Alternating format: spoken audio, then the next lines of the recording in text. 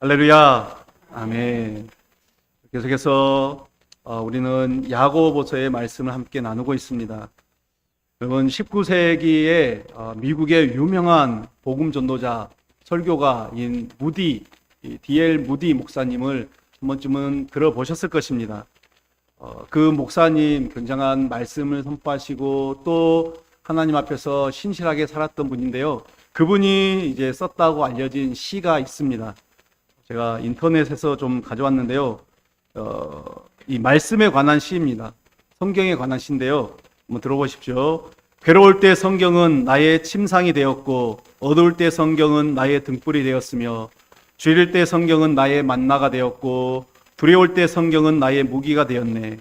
일할 때 성경은 나의 연장이 되었고 찬미할 때 성경은 나의 악기가 되었으며 무지할 때 성경은 나의 스승이 되었고 미끄러질 때 성경은 나의 반석이 되었네.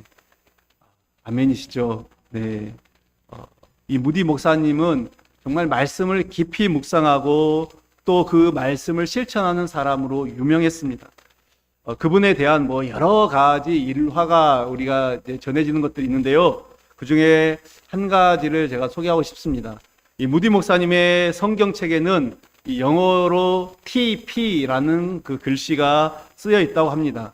TP라는 글씨는 이제 어떤 의미냐면 실제로 해봤더니 입증되었다, 증명되었다라는 그 영어의 약자입니다. Tried and Proved. 그래서 TP 그런 약자를 이제 성경에 썼다는 거죠.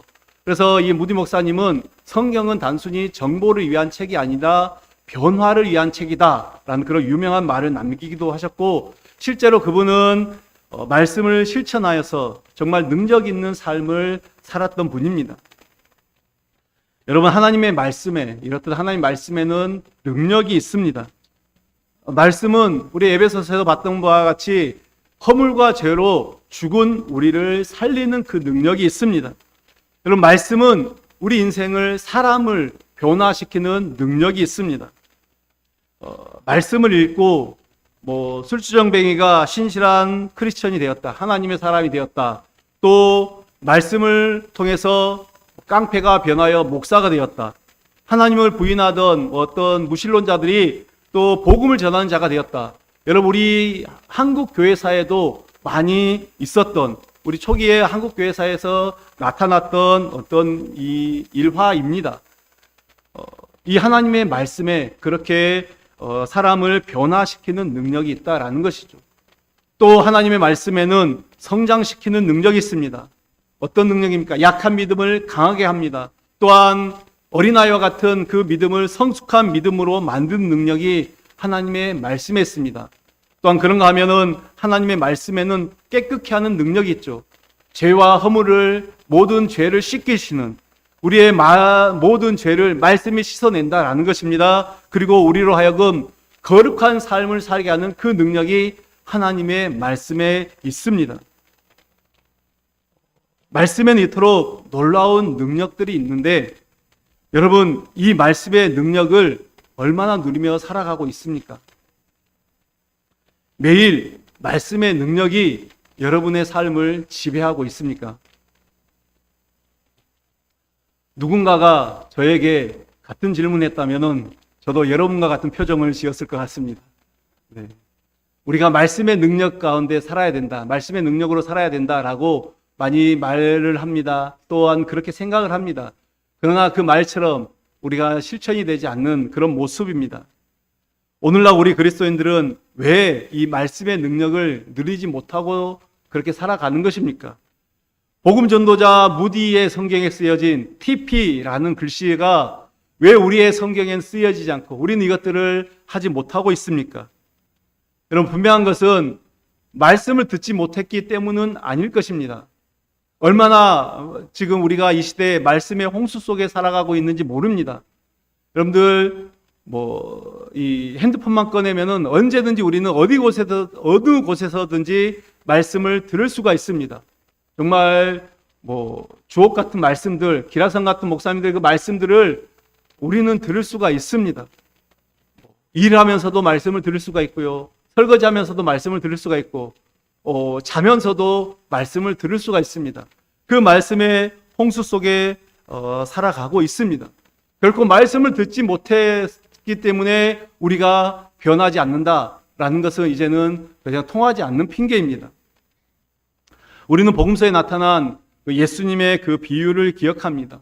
특별히 마태복음 13장에 보면 우리가 잘 아는 씨 뿌리는 비유, 씨 뿌리는 농부의 비유, 예수님은 그 무리들에게 이 비유를 말씀하셨습니다.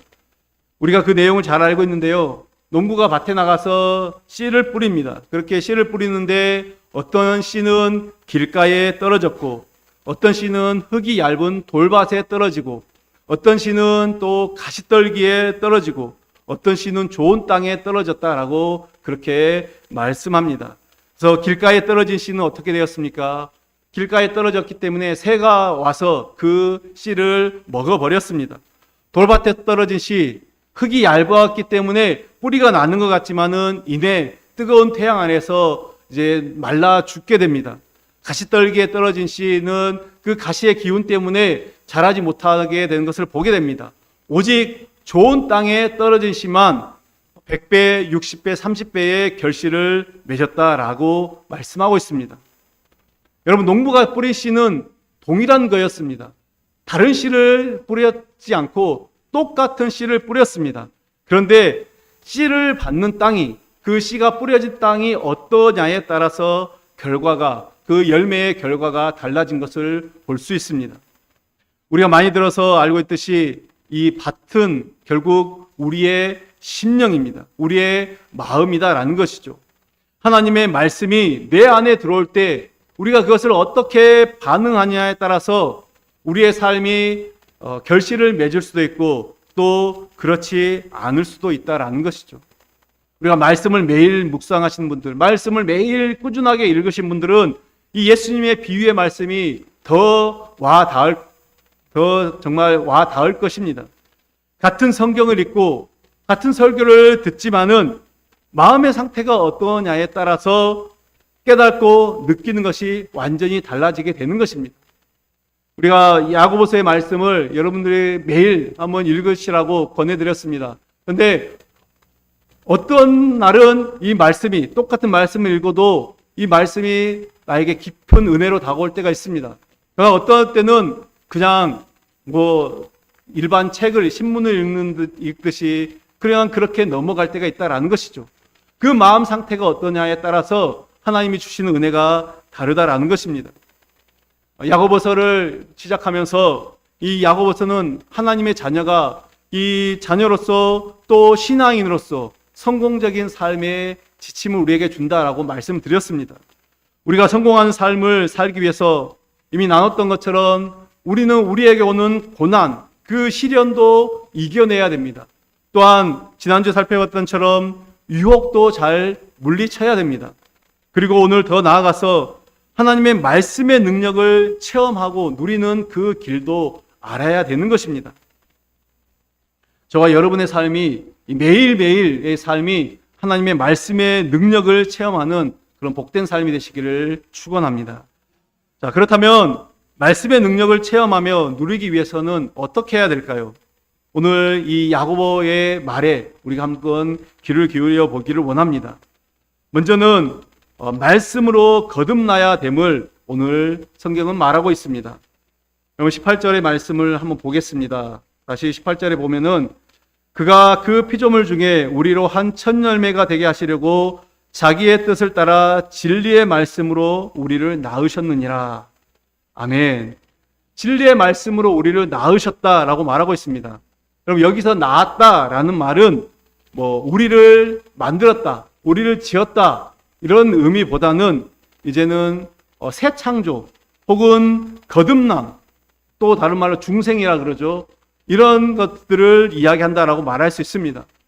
그냥 하나님께서는 태초에 천지를 창조하시고 또 그의 모든 능력의 말씀으로 무에서 유를 창조했듯이 창조하셨습니다.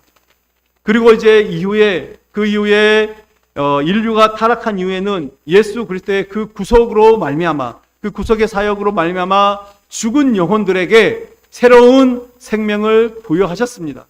그래서 허물과 죄로 죽었던 너희를 살리셨다라고 그렇게 말씀했다라는 것입니다. 따라서 이 거듭남이다라는 것은 영적으로 죽었던 자에게 새로운 생명이 부여되는 것입니다. 그것이 바로 거듭남이죠. 복음의 말씀이 전파될 때 이 생명의 능력의 말씀으로 그 말씀의 씨가 그 마음 가운데, 그 심령 가운데 떨어질 때 새로운 생명이 탄생하는 것입니다. 여러분, 이것이 거듭남이다라는 것이죠. 여러분, 우리가 말씀의 능력을 누리려면 거듭나야 됩니다. 그죠? 제가 말을 잘못한 줄 알았습니다. 네. 우리는 거듭나야 됩니다.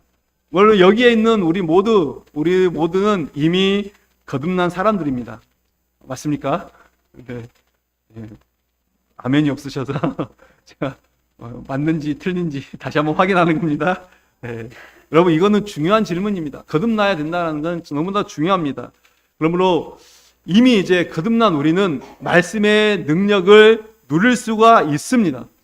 여러분, 불신자들, 구원받지 못한 자들, 그들은 그 속에 성령님이 계시지 않습니다. 성령님이 계시지 않기 때문에 그들은 말씀을 이해하지 못합니다. 왜요? 하나님의 모든 말씀은 성령의 감동으로 쓰여졌기 때문에 성령님의 조명하심이 없으면, 성령님께서 깨닫게 하심이 없으면은 이 말씀을 이해할 수도 없고 깨달을 수도 없습니다. 그렇기 때문에 성령이 없는 사람들이 이 말씀을 본다. 그래서 여러분, 하나님을 모르는 자들이 이 성경을 읽으면은 자신들이 이성적으로 이해가 되지 않기 때문에 무슨 판타지 소설처럼 생각합니다. 그냥 허무한 이야기, 허무맹랑한 이야기쯤으로 생각한다라는 것입니다. 왜요? 성령이 없기 때문에 그 성령으로 쓰여진 이 말씀을 깨닫지 못하고 이해하지 못하는 것입니다. 이런 사람들이 어떻게 말씀으로 변화가 될 수 있습니까? 그러면은 거듭나야 된다라는 것입니다. 반드시 거듭나야 된다. 중생함을 받아야 된다. 성령을 받아야 된다 말하는 것입니다. 말씀의 능력을 누리고 변화된 삶을 살기 위해서는 우리 모두가 먼저 거듭남의 은총을 누려야 된다라는 것입니다. 이 사실을 기억하는 우리 모든 성도님들 되시길 바라겠습니다. 말씀의 능력을 체험하며 또 누리기 위해서 어떻게 해야 됩니까? 두 번째 말은 말씀을 받아야 하는 것입니다.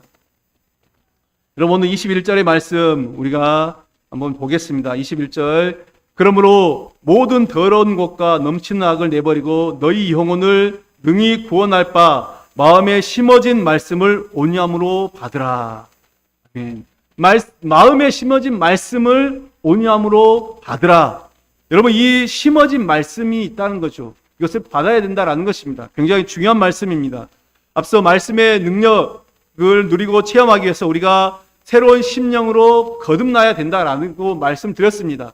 농부가 씨를 뿌릴 때 밭을 기경하는 것처럼 먼저 이 마음이 이제 거듭나야 된다라는 것이죠. 왜 그런가? 거듭난 사람들만이 하나님의 말씀을 받을 수 있기 때문입니다.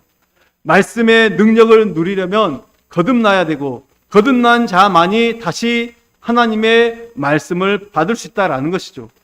이것을 영적인 선순환이다라고 말씀드릴 수 있습니다. 반대로 말하면 육에 속한 자, 거듭나지 못한 자는 하나님의 말씀을 결코 받을 수 없다라는 것이죠. 마음에 심어지긴 해도 그것들을 받을 수 없다라는 것입니다. 예를 들어서 여러분, 가끔 우리가 몸에 이상이 올 때 이제 입맛이 떨어지는 경우가 많습니다. 말씀드렸듯이 요즘에 다시 이제 감기나 코로나가 재유행한다고 하는데, 감기가 오거나 몸살이 오면은 가장 먼저 나타나는 현상이 입맛이 떨어집니다. 그래서 어떤 음식도 마음에 들지 않습니다. 또 이제 요즘같이 이제 무더위가 계속해서 기승을 부리면 또 입맛이 뚝 떨어지는 것이 또 그런 현상이 나타나기도 합니다. 그러면 어떻게 됩니까? 평소에 내가 정말 좋아했던 음식도 컨디션이 나쁠 때는 그것이 당기지가 않습니다. 갖다 줘도 먹고 싶은 생각이 별로 들지가 않다라는 것이죠. 음식을 먹고 그 질병을 이겨내야 되는데, 영양분을 공급받아서 질병을 이겨내야 되는데 음식이 맞지 않는 것입니다. 먹을 수가 없습니다. 그래서 평소에 이제 즐겨 먹던 것들이 먹기가 싫어지고, 그래서 음식을 먹지 못하면 또 그만큼 영양분을 공급받지 못하니 몸은 계속해서 더 힘들어지는 것입니다. 계속된 악순환이죠. 그래서 이제 면역력이 없으면 이 악순환을 이겨내기가 참 어렵습니다. 시간이 많이 걸리죠. 그래서 우리가 뭐 약도 먹고 주사도 맞고 또 때로는 링거도 맞고 그래서 이 약함을 이겨내는 것입니다. 여러분, 영적인 원리도 똑같은 것이죠. 영적인 생명이 없는 자들은 하나님의 말씀이 맞지 않습니다. 들어도 들리지 않고 읽어도 깨닫지 못한다라는 것입니다. 그 영이 죽어 있기 때문에 그 달고 오면 그 하나님의 말씀, 그 말씀들이 소용이 없다라는 것이죠. 그런데 문제는 이 구원받지 못한 자들, 이런 증상이 구원받지 못한 자들에게만 있는 것이 아니라 구원받았다라고 하는 예배 자리에 나와 있는 우리에게도 나타날 수 있다라는 것이죠. 몸이 음식을 받지 못하는 것처럼 하나님의 성령이 우리 안에, 내 안에 계심에도 불구하고 그 말씀을 받지 못하는 것입니다. 말씀에 반응하지 않고 있는 것입니다. 마음에 그 심어진 말씀이 있는데 그것들을 받지 못하는 것입니다. 몸이 음식을 받지 못하는 것처럼 그 말씀을 받지 못하는 것, 결국에는 심각한 영적인 중병에 걸린 것입니다. 말씀드린 것처럼 마치 길가나 돌밭이나 가시떨기에 떨어진 그 마음, 그 밭과 같은 마음이기 때문입니다. 말씀을 받아들이지 못하게 가로막는 것들이 있습니다. 오늘 말씀은 우리에게 몇 가지를 이야기하고 있습니다. 그것이 먼저 여러분 20절에 보면은 먼저 말씀하고 있는 것은 성냄입니다. 사람이 성내는 것이 하나님의 의를 이루지 못함이니라 20절에 말하고 있는데요. 성낸다라는 것은 뭐 분노한다 혹은 또 뭐 진노한다라는 그런 뜻이겠죠. 분노가 우리로 하여금 영적인 중병에 걸리게 한다라고 말하고 있습니다. 여러분, 이 분노라는 것은 우리의 마음의 밭을 완전히 폐허로 만들어 버립니다. 분노는 또한 하나님과의 관계 속에서도 어긋나게 만들어 버리죠. 뿐만 아니라 분노는 상대방의 마음에도 상처를 줄 뿐입니다. 마음에 분노가 있는 사람이 어떻게 하나님의 말씀이 들려지겠습니까? 하나님의 말씀을 듣는다 하더라도 그 분노가 마음에 있으면은 이제 그 말씀이 귓가에만 맴돌 뿐 그 마음, 그 심령을 결코 움직이지 못한다라는 것입니다. 여러분의 마음 가운데 혹 분노가 있습니까? 뜨거운 그 분을 가슴에 품고 사는 사람들이 있습니다. 그러다 보면 결국에 어떻게 됩니까? 그 분을 내 마음에 품고 있으면은 나만 데일 뿐입니다. 그 분에 의해서, 그 뜨거운 분에 의해서 자신만 데이고 상처를 입는다라는 것을 우리는 기억해야 될 것입니다. 또 두 번째로는 더러움이 우리로 하여금 마음의 중병이 들게 한다라고 말하고 있습니다. 21절에 보면 그러므로 모든 더러운 것과 넘치는 악을 내어버리라. 이 더러운 악을 말하고 있습니다. 여러분, 이것은 신체적인 더러움을 이야기하는 것이 아니죠. 어떤 도덕적인 의미의 것입니다. 더럽고 추한 말들, 예를 들어서 욕을 하는 것이나 비방이나 또 어떤 그런 언어들을 이야기하는 것입니다. 또한 그 말뿐만 아니라 추한 행동들이 있습니다. 이런 모든 것들은 우리의 영혼을 더럽히는 것들이죠. 여러분, 육신의 더러움은 그냥 금방 씻어내면 그뿐입니다. 아무리 육신이 더러워도 깨끗하게 씻어내면은 다시금 깨끗해지는 것입니다. 그러나 영혼이 더러워지면은 그 영혼을 깨끗해 하기가 결코 쉽지가 않다라는 것입니다. 많은 시간들이 들어가고 많은 노력이 들어가야 된다라는 것이죠. 마태복음 15장과 마가복음 7장에 보면은 예수님께서도 그렇게 말씀하셨습니다. 입으로 들어가는 것이 사람을 더럽게 하는 것이 아니라 속에서 나오는 그 모든 것들이 더럽게 한다라고 그렇게 말하고 있습니다. 그래서 악한 생각, 또 살인, 간음, 음란, 도둑질, 거짓 증언, 비방, 예수께서 이런 모든 것들을 말씀하셨습니다. 우리 안에 이런 더러운 것들이 가득할 때 우리는 결코 변화된 삶을 살지 못한다라는 것입니다. 변화된 삶을 살기를 원하십니까? 그렇다면은 우리의 이 더러움을 씻어내야 된다라는 것이죠. 또 세 번째로는 넘치는 악을 말하고 있습니다. 계속해서 21절에 보면 모든 더러운 것과 넘치는 악을 이렇게 말하고 있습니다. 이 버리라고 말하고 있습니다. 우리 마음속에 악한 생각이 들어있으면은 여러분, 말씀이 잘 들리지 않습니다. 하나님의 말씀에는 능력이 있죠. 하나님의 말씀에 능력이 있다는 것은 우리뿐만 아니라 또 원수 사탄도 너무나도 잘 알고 있습니다. 사탄이 그래서 어떻게 합니까? 그 하나님의 말씀의 능력이 우리 안에서 역사하지 못하도록 계속해서 우리 안에 온갖 더러움과 악을 집어넣으려고 한다라는 것이죠. 그래서 우리의 마음이 밭이라면 성냄과 더러움과 이 악은 어떤 잡초와 같습니다. 이 농사를 지어 보신 분들은 잘 알겠지만은 농부는 절대로 밭에 잡초를 뿌리지 않습니다. 그런데 희한하게도 항상 뿌리지 않는 잡초는 자라 있습니다. 정성껏 가꾸는 농작물보다 때로는 이 잡초가 더 잘 자라는 것을 보게 됩니다. 예, 제 고향에서 이 여수 돌산이죠. 거기서 저희 어머니가 농사를 짓습니다. 아버지께서 돌아가시기 전에 이제 주로 이제 거의 바다 일을 하셨기 때문에 농사는 그냥 거의 이제 텃밭 수준입니다. 그런데 이제 요즘에는 또 워낙 이제 빈 땅이 많아서 이 집 저 집 이제 빈 땅에서 농사를 더 많이 짓기도 하는 것 같더라고요. 근데 이제 밭일을 하다 보면은 왜 그렇게 해야 할 일이 많은지 한 번씩 이제 전화 드리면은 밭에서 전화를 받으실 때가 참 많습니다. 뭐 하시냐고, 뭐 그렇게 할 일이 많으시냐라고 하면은 늘 말씀하시는 게 밭을 매신다, 김 맨다 그러죠. 예. 이 잡초를 계속해서 뽑아내는 그 일을 하신다라고 말씀하시는 것입니다. 그리고 잡초는 수시로 뽑아줘야 됩니다.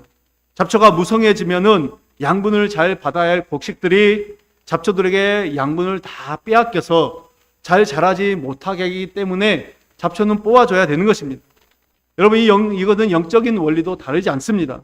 영적인 잡초들이 무성해지면 말씀드린 바와 같이 우리 가운데 이런 더러움과 악함과 이런 것들이 가득하게 된다라고 하면은 그 하나님의 말씀이 그 말씀이 우리에게서 결코 역사하지 못한다라는 것입니다. 그렇기 때문에 농부가 수시로 밭에 잡초를 뽑아주고 제거하는 것처럼 자신의 영적인 상태, 우리는 우리의 신앙의 상태를 늘 점검하면서 말씀을 가로막아서 말씀을 받지 못하게 하는, 그리고 변화되게 하지 못하는 모든 세상의 온갖 것들, 이 더러운 것들을 수시로 제거하는 습관을 가져야 될 것입니다. 할렐루야. 이것이 우리에게 하나님께서 말씀하시는 명령입니다. 말씀의 능력을 누리며 체험하기 위해서 어떻게 해야 됩니까? 세 번째로는 말씀을 늘 되새겨야 하는 것입니다. 하나님의 말씀을 한번 듣고 읽는 것으로 끝나면 안 된다라는 것이죠. 아무리 좋은 말씀을 듣고 은혜를 받아도, 그 감동을 받아도 그것은 오래가지 못합니다. 여러분이 오늘 말씀을 들었다고 해서 그 말씀을 며칠 동안 기억하고 계십니까? 지난주에 들었던 말씀 생각나는 게 있으십니까? 여러분의 잘못은 아닙니다. 모두가 그렇습니다. 자연스러운 그런 현상입니다. 그렇기 때문에 어떻게 해야 됩니까? 우리는 말씀을 계속해서 꾸짖음없이 듣고 그 말씀을 읽어야 됩니다. 성경을 읽으면서 깊은 은혜를 받았다 할지라도 내가 이제 이렇게 살겠다라고 결단을 하더라도 우리는 하루 이틀 지나면은 내가 언제 그 결심을 했는가 잊어버리는 것이 바로 우리의 연약한 모습입니다. 그래서 한번 읽고 듣고 끝나는 것은 결코 말씀의 진정한 능력을 경험하지 못한다라는 것입니다. 여러분, 사람이 건강해지기 위해서 여러 가지 많은 중요한 것들이 있는데 그 중에 하나가 이 음식을 천천히 먹는 것입니다. 식사를 하면서 꼭꼭 씹어서 천천히 먹으면 소화도 잘 되고 건강해진다라고 그렇게 말을 합니다. 밥을 누군가 그런 이야기 하더라고요. 밥을 20번 이상 씹어라. 한번 숟가락에 입에 밥을 넣고 20번 이상 씹어라 라고 그렇게 이야기를 합니다. 그렇게 아마 대부분의 사람들이 그렇게 잘 하지는 못할 것 같습니다. 근데 실제로 이제 밥을 이렇게 계속 꼭꼭 씹어 보면, 천천히 씹어 먹으면 밥에서 또 새로운 맛을 느끼게 되더라고요. 그렇지 않습니까? 한번 그렇게 해보십시오. 처음 씹었을 때와 한 10번, 20번 지나고 나면은 또 다른 맛이 느껴지는 것 같습니다. 마찬가지로 하나님의 말씀을 우리가 천천히 씹고 또 씹으면서 그 말씀의 의미를 깨닫게 될 때 영적으로 건강해지고 또 말씀의 능력을 체험하게 되는 것입니다. 제가 예전에 그 7번 읽기 공부법이라는 그런 책을 읽어본 적이 있습니다. 이 제목에서도 나타났듯이 이제 무슨 이야기를 하는지 알 것 같아서 제가 뭐 꼼꼼하게 읽지는 않았는데 대충 쭉 읽어봤는데 저자가 이야기하는 게 뭐냐? 읽으면 읽을수록 읽은 횟수가 더해질수록 단순한 인지에서 명확한 이해로 넘어간다라는 것이죠. 단순하게 인지됐던 것이 이제는 명확하게 이해가 된다라는 것입니다. 여러분, 이것은 옛날 우리 선조들의 학습법이기도 하죠. 제가 에베소서를 지난번에 강의할 때도 그렇고 또 이번에 야고보서를 시작할 때도 독서 100편 의자현 이 말씀을 드렸습니다. 이건 제가 지어낸 말이 아니고 옛날 조상들의 독서 습관이었죠. 책이 많지 않던 그 시절에 우리 조상들은 한 권의 책을 가지고 수십 번, 수백 번 읽으면서 세상의 이치를 깨달았다라는 것이죠. 저는 이것이 성경을 볼 때도 동일한 원리가 적용된다라고 생각합니다. 그래서 성경을 계속해서 끊임없이 읽으라라고 말씀을 드리는 것입니다. 말씀을 한번 읽고 듣는 것으로 끝내는 것이 아니라 계속해서 반복해서 읽고 들어야 됩니다. 여러분, 한번 그렇게 실험을 해보십시오. 같은 말씀을 오늘 읽었는데 오늘 읽은 말씀과 또 내일 그 말씀을 읽으면 분명히 하나님께서 주신 은혜가 다릅니다. 성경을 많이 읽다 보면은 그것들을 많이 경험하게 됩니다. 그러면서 지난번에는 하나님께서 이런 은혜를 주셨는데 이 부분을 읽을 때 이런 은혜를 주셨는데 오늘은 또 이런 은혜를 주시는구나. 그것들을 깨닫게 된다라는 것입니다. 사실 설교도 마찬가지죠. 지난 주일에 들었던 말씀을 여러분들이 다시 한번 들어보십시오. 혹시 이제 설교를 노트로 하는 분들은 설교를 들으면서 노트한 것을 한번 보십시오. 그러면 또 그때 적지 못했던, 노트하지 못했던 또 다른 은혜가 하나님께서 그 은혜를 주실 것입니다. 그런 은혜가 우리에게 있다라는 것이죠. 그래서 사도행전 17장 11절에는 그 베레아 사람들의 그 모습이 나와 있습니다. 그들은 어떻게 하고 있습니까?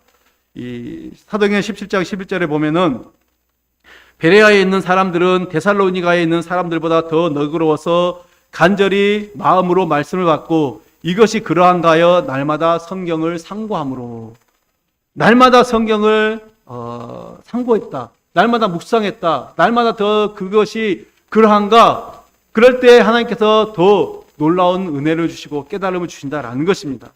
말씀을 대하는 바른 자세는 한 번 읽고 듣고 끝나는 것이 아닙니다. 읽고 들었던 말씀을 계속해서 마음속에서 되새기는 것이죠. 여러분, 마치 소가 되새김질을 하는 것처럼 우리도 그렇게 하는 것입니다. 묵상을 하는 것이고 실제로 그 삶 속에서 적용을 하는 것입니다. 오늘 말씀에도 보는 바와 같이 이 성경은, 이 말씀은 거울과 같습니다. 여러분, 거울은 자신의 이 외모를 비춰주지만 성경은 나의 내면을 비춰준다라는 것입니다. 여러분, 거울을 한 번만 보고 마는 사람 있습니까? 우리가 오늘 교회 나올 때 거울을 한번 봤을 것입니다. 또 어떤 분들은 예배당에 들어오면서 예배당 앞에 있는 거울을 보시는 분들도 계실 것입니다. 또 그리고 이제 예배가 끝난 후에 식사를 하고 나서도 거울을 한 번씩 쳐다보고, 우리는 수시로 거울을 쳐다보게 됩니다. 그러면서 우리의 외모가 어떻게 흐트러진 부분이 있는지 없는지를 계속해서 살피게 된다라는 것이죠. 마찬가지로 말씀을 한 번 읽고 또 듣는다고 해서 우리의 영적인 상태를 알 수가 없다라는 것이죠. 늘 우리는, 죄의 덩어리인 우리는 수시로 흐트러지게 됩니다. 그렇기 때문에 말씀을 지속적으로 되새김질을 통해서 이런 모습들이 잘못되었구나, 우리의 내면을 계속해서 들여다보면서 말씀 앞에서 우리를 고쳐나가는 것입니다. 바꿔 나가는 것입니다. 그럴 때 깊은 깨달음과 감동으로 나아갈 수 있습니다. 할렐루야. 이제 마지막으로 우리가 말씀의 능력을 누리며 체험하기 위해서 어떻게 해야 됩니까? 그 말씀을 실천해야 된다라고 말하고 있습니다. 오늘 25절의 말씀 한번 보십시오. 자유롭게 하는 온전한 율법을 들여다보고 있는 자는 듣고 잊어버리는 자가 아니요 실천하는 자니 이 사람은 그 행하는 일에 복을 받으리라. 우리가 아무리 말씀을 많이 듣고 알고 있다 할지라도 그것을 삶 속에서 적용하지 않는다라고 하면은, 실천하지 않는다라고 하면은 모두가 헛일입니다. 제가 몇 년 전에 이제 이 코로나가 한창일 때 한 번은 체중계에 올라갔다가 충격을 받은 적이 있습니다. 이제 올라가기 전에 대충 짐작은 하고 있었지만은 눈으로 이제 수치를 확인하면서 심각성을 느끼게 되었죠. 그래서 이제 운동의 정석인 이 식이요법과 이제 운동으로 이제 살을 빼야 되겠다라고 생각을 했습니다. 그렇다고 제가 그렇게 했던 건 아니고 이제 지금보다 한 2, 3kg 정도가 더 쪘던 것 같아요. 근데 이제 무리하지 않는다라는 생각으로 뭐 2, 3kg 정도를 목표를 하고 했는데, 그래서 이제 어떤 운동을 하면 좋을까, 어떻게 하면 좋을까 하고 유튜브를 검색하면서 봤습니다. 요즘에 유튜브 보니까 이 유튜브 운동을 가르쳐 주는 그런 유튜브가 굉장히 많더라고요. 그래서 이제 좀 야심차게 실내 운동을 이제 밖으로 나가기 좀 힘드니까 실내 운동을 위해서 실내 매트도 구입하고, 또 이제 자전거를 좀 실내에서 타봐야 되겠다 해서 이제 자전거용 이 롤러라고 하죠. 그런 것도 이제 구입하고 이제 뭐랄까 야심차게 시작을 했습니다. 처음에는 열심히 실천하는 것 같더니 꾸준히 실천하는 것이 참 쉽지 않다라는 것을 경험했습니다. 일이 생기면은 또 이 운동을 빠지게 되고, 또 이제 운동하다 보니까 이제 층간 소음으로 인해서 아래층에서 민원이 올라오면은 또 위축이 돼서 하지 못하고, 계획하고 생각했던 것만큼 그렇게 실천이 잘 되지 않았습니다. 시간이 날 때마다 꾸준히 이제 유튜브를 통해서 운동 자세나 방법들 어떻게 해야 되는가 배웁니다. 그러나 문제는 정작 이것들을 꾸준하게 실천하지 않으니까 몸무게는 그냥 쉽게 변하지 않고 그 수준에 머물러 있는 것이죠. 그래도 조금은 빼긴 했습니다만은 생각했던 만큼 그렇게 많이 빠지진 않았던 것 같습니다. 하루 운동하고 이틀 쉬고, 또 이틀 운동하고 3일 쉬고, 이러다 보면은 한 5kg 정도는 내가 쉽게 뺄 수 있겠다 생각했는데 우습게 생각했는데 오히려 제가 우스운 꼴이 되었습니다. 어떤 운동이 내게 맞는지, 또 운동 자세는 어떠한지 수시로 이렇게 늘 생각하고 검색하고 열심히 이제 봤지만은 정작 내 자신이 열심히 그것들을 실천하지 않으니 아무 소용이 없다라는 것입니다. 여러분, 근데 어쩌면 이것이 하나님의 말씀을 대하는 우리의 자화상, 우리의 모습이 아닌지 생각을 하게 됩니다. 예수님은 자주 말씀의 실천에 대해서 이야기하셨습니다. 그리고 우리도 말씀을 읽을 때마다, 말씀을 들을 때마다 이제 내가 이렇게 살겠다라고 결단을 합니다. 그러나 말씀드렸듯이 한 번, 두 번 그렇게는 하나 지속하는 것이 쉽지 않다라는 것입니다. 자주 넘어지죠. 예수님의 가르침의 핵심인 산상수훈을 보더라도 예수님은 이 말씀의 실천에 대해서 대단히 강조하셨습니다. 정말 그 산상수훈의 말씀 중에 이 마태복음 7장 21절에 이런 말씀이 있습니다. 제가 이 말씀을 너무 좋아하는 말씀인데요. 함께 한번 봉독할까요? 나더러 주여 주여 하는 자마다 다 천국에 들어갈 것이 아니요 다만 하늘에 계신 내 아버지의 뜻대로 행하는 자야 들어가리라. 아멘. 나더러 주여 주여 하는 자마다, 불렀다, 말씀을 읽는다, 아무 소용이 없다라는 것이죠. 그 말씀 앞에서 진정으로 행하는 삶, 그 말씀을 실천하는 삶이 너무나도 중요하다라는 것입니다. 사실 예수님의 이 말씀들을 살펴보면 때로는 우리가 행위로 구원을 받는 것 아닌가, 이런 착각이 들 정도로 예수님께서는 굉장히 말씀을 실천하는 삶을 강조하셨습니다. 예수님 당시에 종교 지도자들이 자주 예수님께 책망을 받았던 이유가 무엇입니까? 예수님의 그 말씀들을 종합해 보면은 그들이 자신들이 가르친 말씀, 자신들이 그렇게 들려주는 그 말씀대로 살지 못하는, 말씀의 실천이 없기 때문에 예수님께서는 그들을 자주 책망하셨습니다. 또 산상수훈의 마지막 부분, 여러분 7장 24절 이하에 보면은 지혜로운 건축자 비유, 우리가 잘 아는 반석 위에 지은 집과 모래 위에 지은 집의 비유가 나옵니다. 예수님의 말씀의 요지가 무슨 말씀입니까? 말씀을 듣고 그 말씀을 행하는 자가 되라 라는 것입니다. 이 말씀을 정리하겠습니다. 사랑하는 여러분, 하나님의 말씀은 지금 이 순간에도 여전히 하나님의 말씀입니다. 하나님의 말씀은 오늘 이 순간에도 여전히 능력 있는 말씀입니다. 예나 지금이나 동일하게 그 능력으로 역사하는 말씀이 바로 우리에게 주어진 하나님의 말씀, 이 성경 말씀입니다. 오늘 우리는 말씀의 능력을 누리며 이 말씀의 체험의 삶을 살기 위해서 말씀으로 새롭게 거듭나야 됩니다. 말씀이 우리 심령에 심겨져야 된다라는 것입니다. 또한 말씀을 받아야 됩니다. 마음에 심겨진 말씀을 우리가 마음으로 받아서 그 말씀이 내 안에서 자라나게 해야 된다라는 것이죠. 말씀을 받지 못하게 하는, 영적으로 중병에 들리게 하는 모든 분냄과 또 더러움과 악함, 이 모든 영적인 잡초들을 잘 제거해야 된다라고 오늘 성경은 말씀하고 있습니다. 또한 그 말씀, 우리에게 들려진 말씀을 한 번 읽고 듣고 끝나는 것이 아니라 늘 말씀에 되새기며 이제는 되새긴 그 말씀을 우리의 삶 속에서 실천해야 된다라는 것을 말씀드렸습니다. 사랑하는 여러분, 오늘 우리에게 주신 이 말씀들을 기억하며 날마다 말씀의 능력을 체험하며 누리는 복된 삶을 살아가는 우리 모든 성도님들 되시기를 간절히 축원합니다. 기도하겠습니다. 하나님 아버지 감사합니다. 오늘도 우리에게 생명의 말씀을 주셔서 말씀으로 하여금 또한 우리로 깨닫게 하시니 감사합니다. 하나님 아버지, 그 하나님의 말씀, 주님의 자녀들이 이 말씀을 실천하는 삶을 통해서 온전한 하나님의 백성으로 설 수 있도록 은혜를 더하여 주시옵소서.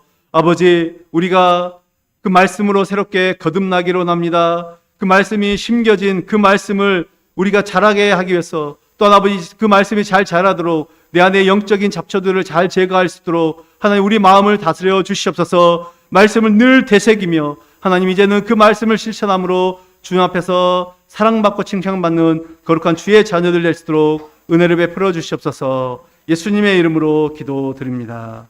아멘.